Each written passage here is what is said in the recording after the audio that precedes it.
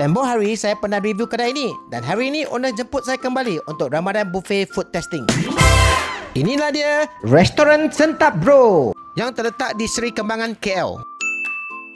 Menu sini berasaskan masakan Melayu kampung klasik ala modern klasik fusion, sesuai untuk yang muda hinggalah yang tua-tua macam saya pun ngam makan. Dari appetizer hinggalah dessert, pilihan memang meriah dengan harga yang sangat berpatutan. Kanak-kanak hanya perlu bayar RM10.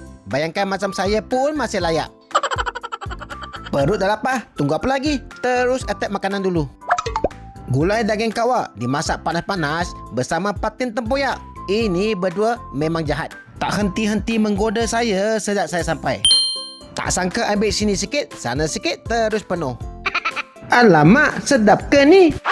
So far, apa yang dimasukkan ke dalam mulut saya, sedap kena tekak. Gulai daging kawak ini memang sedap gila. Kuahnya pekat, cukup berasa. I love it. Patin tempoyak sini sedap. Ikannya fresh. Tempoyaknya jenis manja-manja, bukan jenis hardcore. Now everyone can eat.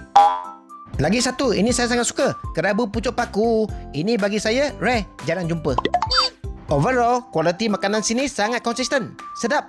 Nanti buka puasa, saya akan kembali lagi.